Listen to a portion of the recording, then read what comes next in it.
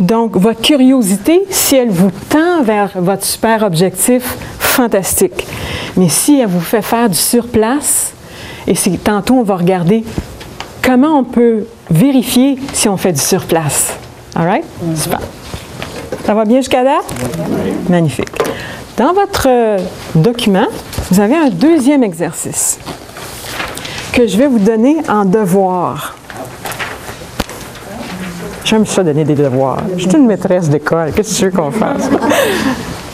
Donc, mais je vais vous l'expliquer quand même. Cet exercice-là, c'est Jim Collins qui me l'a inspiré. Est-ce que vous connaissez les écrits de Jim Collins? Non. Je vais faire un petit topo sur Jim Collins. Jim Collins aimait beaucoup les sciences quand il était petit. Et dans ses cours de sciences, il prenait toujours un cahier, puis ils étudiaient une bébite particulière, une grenouille, quoi que ce soit, puis il l'étudiait comme il faut. Donc, il a fait plusieurs choses et il a travaillé chez Hewlett-Packard pendant des années, puis il haïssait ça. Il haïssait ça pour mourir. Il dit, qu'est-ce que je ferais bien pour retrouver ma motivation, pour faire quelque chose de signifiant? Fait qu'il s'est dit, quand j'étais petit, j'étudiais les bébites, bien, je vais étudier la bébite Jim. Fait qu'il écrit son nom sur un cahier, un gros cahier, il écrit Jim. Fait qu'à tous les soirs, il se posait 2 questions. En quelles circonstances est-ce que je me suis amusée aujourd'hui? Et dans quelles circonstances est-ce que j'ai vécu de l'ennui? Pendant des mois et des mois, il écrivait ses réponses. Puis un moment donné, il a fait « Ah, il y a un pattern qui se dessine. Quand j'enseigne, je suis à ma place, je me sens bien, je me sens confiance, je trouve que je fais du bien. » Bien, il a décidé de retourner aux études. Il est devenu conférencier, professeur, il a écrit des livres, puis il a fait ce qu'il était supposé de faire. Il y a eu un peu d'attente, mais à un moment donné, il a dit, je suis tanné de faire du surplace. Je suis tanné d'aller travailler, à gagner 80 000 par année, mais pas être content à la fin de ma journée. Donc, Jim m'a inspiré sur les questions qu'on va regarder ce soir.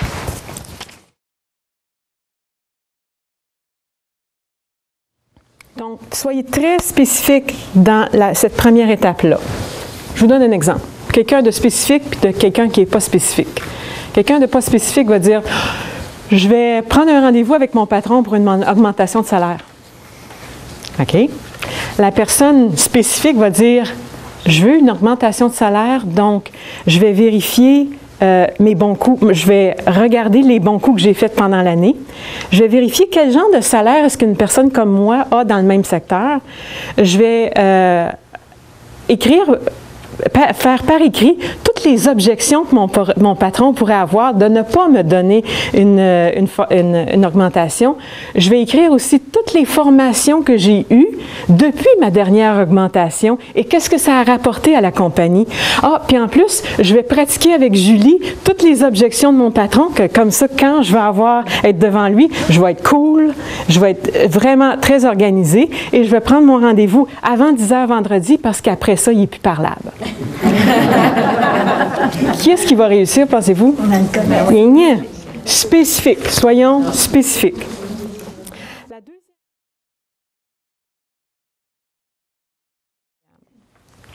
prochaine étape, action. Passez à l'action. Je vous invite tous à vous inscrire à mon site web. C'est gratuit. Quand vous vous inscrivez, vous allez recevoir un rapport. Pourquoi passer à l'action est si fantastique? Ça, là, juste ce petit rapport-là va vous booster comme ça, même pas de bon sens. Et quand vous avez une chute de pression, vous allez lire ça, vous allez avoir vraiment un petit wumps. Et je vais vous donner un aperçu très rapide. Je vais vous lire. L'action libère la tension. Écoutez bien. Chaque fois que vous êtes nerveux, que vous avez le trac, que vous êtes inquiet, c'est que vous n'êtes pas dans l'action. Dès que vous sentirez ce malaise qui précède l'action, soyez sur vos gardes. Ça ne veut pas dire que l'action à entreprendre dépasse vos forces.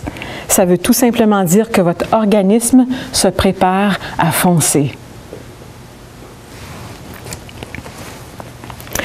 Ça Ah, ça, il faut absolument que je vous le lise. Prendre action, c'est croire à ce que l'on fait. Ça ne prend que 20 % d'effort. Le reste, c'est un état d'esprit. La majorité des gens en savent assez pour faire le travail, mais ils ne le font pas parce que c'est leur état psychologique qui n'est pas synchronisé, état psychologique, émotif, qui n'est pas synchronisé avec leur objectif. Savoir ce que l'on a à faire, mais ne pas le faire, est un mystère de la condition humaine. Ce qui sépare les gens qui ont du succès de ceux qui n'en ont pas, c'est qu'il y en a qui passent à l'action, puis il y en a d'autres qui ne font rien. Ceux qui prennent action ont toujours du succès.